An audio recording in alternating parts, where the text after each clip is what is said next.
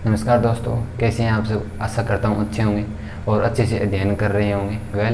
आज हम 12th board में जो एक महत्वपूर्ण टॉपिक और नीट बायोलॉजी में और अन्य प्रतियोगी परीक्षाओं में पूछा जाने वाला जो टॉपिक है उस पर मोस्ट इम्पॉर्टेंट क्वेश्चंस के बारे में अध्ययन करेंगे। और आप थंबनेल और टाइटल देखकर समझ गए होंगे कि आज हम फिनाइल कीटोन्यूरिया यानी कि जिसकी शॉर्ट फॉर्म PKU के रूप में भी यह पूछा गया है, तो इस पर अध्ययन करेंगे। तो चलिए क्लास को शुरू करते हैं, लेकिन उससे पहले चैनल को सब्सक्राइब नहीं किया तो सब्सक्राइब करके नोटिफिकेशन बेल का ऑन जरूर से कर लीजिएगा। तो सबसे पहले हम बात करते हैं कि फिनाइल कीटोन्यूरिया, इसी से यह PKU इन फॉर्म निकाली गई है शॉर्ट फॉर्म। तो यह होता क्या है? तो पहली बात तो कि यह म्यूटेशन के कारण उत्पन्न एक रोग है।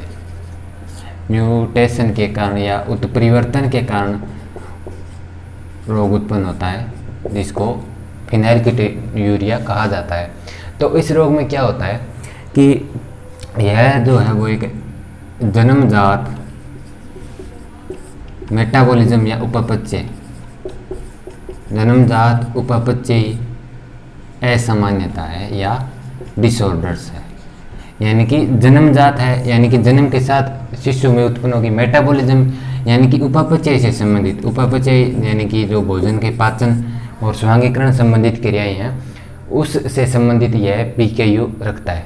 जैसे कि इस रोग में क्या होता है कि जो हम खाते हैं आवश्यक एमिनो अम्ल, यानी कि जिनको भोजन के द्वारा ग्रहण करना पड़ता है, तो आवश्यक एमिनो अम्ल होता है एक आवश्यक एमिनो एसिड, जिसका नाम होता है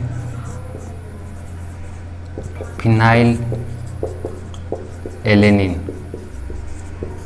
तो यह आवश्यक एमिनो अम्ल है और इसको शरीर के द्वारा है वो भोजन के रूप में ग्रहण किया जाता है। इस फिनाइल एलेनिन को, यानी कि PA इसकी शॉर्ट फॉर्म लिख देते हैं हम। तो यह आवश्यक एमिनो अम्ल शरीर में ग्रहण किया तो उसके बाद क्या होगा कि फिनाइल एलेनिन यह शॉर्ट फॉर्म हो गई, और हाइड्रोक्सिलेज यानी कि इस एंजाइम की उपस्थिति में, फिनाइल एलेनिन हाइड्रोक्सिलेज एंजाइम की उपस्थिति में जो लीवर होता है या जो हमारा यकृत होता है उसमें क्या होता है कि इसका पाचन होता है। इसका पाचन होता है फिनाइल एलेनिन हाइड्रोक्सिलेज एंजाइम की उपस्थिति में, और उसके बाद यह फिनाइल एलेनिन है वो टायरोसिन में बदल जाता है। टायरोसिन में बदल जाता है। तो टायरोसिन में बदल गया, यह हम बात करें नॉर्मल कंडीशन की। सामान्यतः एक स्वस्थ व्यक्ति में क्या होता है, फिनाइल एलेनिन हाइड्रोक्सिलेज एंजाइम की उपस्थिति में टायरोसिन में वो परिवर्तन हो जाता है। और यह टायरोसिन क्या करता है, जो शरीर में न्यूरोट्रांसमीटर्स होते हैं, न्यूरोट्रांसमीटर बनाने में सहायता करता है। न्यूरोट्रांसमीटर बोले तो तंत्रिका संवेदी पदार्थ, तंत्रिका संवेदी पदार्थ, यानी कि यह जो न्यूरोट्रांसमीटर है वो संवेदनाएं ग्रहण करने में एक महत्वपूर्ण भूमिका निभाता है, जो टायरोसिन के द्वारा बनाए जाते हैं। तो यह तो बात हो गई नॉर्मल की, यानी कि एक सामान्य व्यक्ति में। तो अब क्या होगा कि ये किसी व्यक्ति में या किसी बच्चे में यह जो फिनाइल कीटोन्यूरिया यह पाया जाएगा, तो उसमें क्या होता है कि जो गुणसूत्र की 12वीं जोड़ी होती है, यानी कि 12वीं जोड़ी जो गुणसूत्र होता है, 12वीं जोड़ी पर है, तो आप समझ गए होंगे कि यह एक ऑटोसोमल रिसेसिव डिजीज है। ऑटोसोमल यानी कि जो एलिंग गुणसूत्र होते हैं जो नर व मादा में सेम होते हैं 22 जोड़ी, इन autosomal recessive disease, autosomal recessive यानी कि समयुग्मजी, ऑटोसोमल रिसेसिव या जिसको कहें समयुग्मजी, यानी कि यह केवल समयुग्मजी अवस्था में ही प्रकट होंगे, यानी कि जो सभी एक से होंगे तभी यह PKU या फिनाइल कीटोन्यूरिया उत्पन्न होगा। तो क्या होता है कि जो 12वीं जोड़ी गुणसूत्र होता है उस पर इस एंजाइम का निर्माण करने वाले जीन पाए जाते हैं, यानी कि 12वीं जोड़ी गुणसूत्र पर फिनाइल एलेनिन हाइड्रोक्सिलेज का निर्माण करने वाले जीन पाए जाते हैं। ठीक है, तो क्या होता है कि अचानक म्यूटेशन के कारण या उत्परिवर्तन के कारण ये जीन है वो इस एंजाइम का निर्माण नहीं कर पाते, यानी कि फिनाइल एलेनिन हाइड्रोक्सिलेज का एंजाइम करने वाले जीन जो गुणसूत्र की 12वीं जोड़ी पर पाए जाते हैं, तो उस एंजाइम का निर्माण नहीं हो पाने के कारण क्या होगा, जो फिनाइल एलेनिन है वो टायरोसिन में नहीं बदल पाएगा, यानी कि यह प्रोसेस आगे है वो नहीं हो पाएगी। ठीक है, समझ गए होंगे। हाइड्रोक्सिलेज फिनाइल एलेनिन हाइड्रोक्सिलेज जो लीवर में बनता है, उसका जो निर्माण करने वाले जीन होते हैं वो नहीं बन पाएंगे। म्यूटेशन के कारण उनमें अक्रिय परिवर्तन आ जाते हैं या वो अक्रिय हो जाते हैं म्यूटेशन के कारण, तो टायरोसिन नहीं बन पाता और परिणाम स्वरूप फिनाइल कीटोन्यूरिया रोग उत्पन्न होता है, जो न्यूरोट्रांसमीटर बनाने में असक्षम होता है।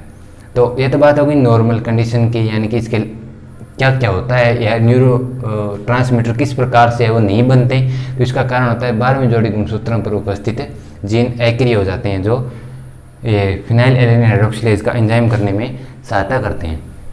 तो अब यहाँ पर अगर हम एक्स्ट्रा नॉलेज की बात करें तो इस रोग की सर्वप्रथम पहचान है वो फोलिंग नामक वैज्ञानिक ने की थी। बहुत बार पूछा गया है नीट की परीक्षा में, PKU शॉर्ट फॉर्म पूछते हैं अधिकतर, PKU के खोजकर्ता, तो इसके खोजकर्ता थे फोलिंग नामक वैज्ञानिक ने सन 1934 में PKU व फिनाइल कीटोन्यूरिया की खोज की थी। तो नेक्स्ट है कि इसके लक्षण क्या होंगे। लक्षणों की बात करें,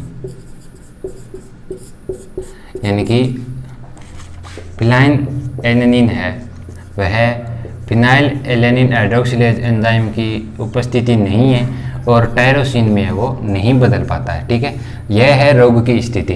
तो इससे क्या होगा कि जो मानव का मस्तिष्क होता है उस पर प्रभाव पड़ेंगे और इसका शरीर में दबाव होने लगेगा। यानी कि पहला हो गया फिनाइल एलेनिन, मैं यहाँ पर शॉर्ट फॉर्म लिख रहा हूँ, फिनाइल एलेनिन का जमाव मस्तिष्क में और शरीर के अन्य अंगों में फिनाइल एलेनिन का जमाव नहीं हो पाता। इसका कारण क्या होता है। दूसरा कि जो किडनी होती है, हमारी किडनी का क्या कार्य होता है कि जो अपशिष्ट पदार्थ होते हैं उनका अवशोषण करना। तो यह किडनी है वो इनका अवशोषण नहीं कर पाती, यानी कि कोई अपशिष्ट है उसमें से उपयोगी पदार्थों को निकाल लिया जाता है, परंतु इस फिनाइल एलेनिन का अवशोषण नहीं हो पाने के कारण इसको मूत्र के द्वारा उत्सर्जित किया जाता है। ठीक है, मूत्र द्वारा उत्सर्जित किया जाता है किडनी के माध्यम से। ठीक है, और अब तीसरी जो महत्वपूर्ण बात है वो है कि फिनाइल एलेनिन के साथ साथ एक और घटक बनता है फिनाइल, ये याद रखना आप, फिनाइल पायरुविक एसिड। ये बहुत इंपॉर्टेंट है, फिनाइल पायरुविक एसिड। यानी कि फिनाइल एलेनिन का जमाव तो हो रहा ही होता है, परंतु इसके साथ साथ फिनाइल पायरुविक एसिड का जमाव भी है वो मस्तिष्क में व शरीर की किडनी में है वो होने लगता है। तो इनके कारण क्या होगा, यानी कि इनका जमाव हो गया है तो शरीर पर क्या प्रभाव पड़ेगा। तो शरीर में जो बालक होते हैं वो मंद बुद्धि होते हैं। मंद बुद्धि बोले तो उनकी सोचने की क्षमता है वो कम होती है और उनका शारीरिक व मानसिक विकास कम होता है। शारीरिक व मानसिक विकास कम होता है। और इस बच्चों में एक महत्वपूर्ण जो कंडीशन होती है वो होती है कन्वल्सन्स की। कन्वल्सन्स बोले तो जैसे कि ये मेरा हाथ है तो मैं इसको स्थिर कर सकता हूँ, जैसा चाहे वैसा मूव कर सकता हूँ, परंतु जो कन्वल्सन्स की स्थिति है उसमें क्या होता है कि जो हमारे शरीर के जो हाथ व पैर होते हैं उनकी जो कंकाली पेशियाँ होती है, जो ऐच्छिक पेशियाँ होती है, कंकाली ऐच्छिक पेशियाँ। ठीक है, तो इन कंकाली व ऐच्छिक पेशियों पर है वो रोगी जो व्यक्ति होता है या रोगी जो बच्चा होता है वह नियंत्रण नहीं रख पाता। यानी कि हाथ पैर की जो कंकाली या ऐच्छिक पेशियाँ होती है उन पर नियंत्रण नहीं रह पाने के कारण वो अपने आप मूव करने लगती है। जैसे कि मैं यहाँ पर खड़ा हूँ तो मेरा हाथ ऐसे हिलने लग जाएगा अचानक से, जैसे फिल्मों में देखते हैं ना आप, करंट लगता है तो उस स्थिति को कन्वल्सन्स की स्थिति कहा जाता है। यानी कि हाथ पैर में है वो अपने कंट्रोल में नहीं रहते और अचानक है वो हिलडुलने लगते हैं। तो कंकाली पेशियों में कन्वल्सन्स गति। तो ये हो गया हमारा फिनाइल कीटोन्यूरिया। रिपीट कर लेते हैं। सामान्य स्थिति में जो फिनाइल एलेनिन होता है वह टायरोसिन में बदल जाता है। किस एंजाइम की उपस्थिति में? फिनाइल एलेनिन हाइड्रोक्सिलेज एंजाइम की उपस्थिति में। परंतु जो रोगी व्यक्ति होता है यानी कि जो PKU का रोगी होता है उसमें क्या होता है कि जो गुणसूत्र की 12वीं जोड़ी ऑटोसोमल गुणसूत्र है, तो गुणसूत्र की 12वीं जोड़ी पर इस एंजाइम का निर्माण करने वाले जीन है वो एक्रिय हो जाते हैं। परिणाम स्वरूप क्या होता है, यह शरीर में जमने लगता है, उसके साथ साथ फिनाइल पायरुविक एसिड भी जमने लगता है और टायरोसिन का निर्माण नहीं होने पाने के कारण मस्तिष्क की मानसिक संवेदनाएं वो कम हो जाती है और कन्वल्सन्स होने लगते हैं, बच्चों का शारीरिक व मानसिक विकास कम होता है। तो यह हो गई आज की हमारी क्लास फिनाइलकेटोन्यूरिया या पीकेयू पर। तो क्लास कैसी लगी नीचे कमेंट करना मत भूलिएगा और चैनल को नए हो तो सब्सक्राइब जरूर से कर लेना। मिलते हैं नेक्स्ट क्लास में, तब तक के लिए bye bye, take care and see you.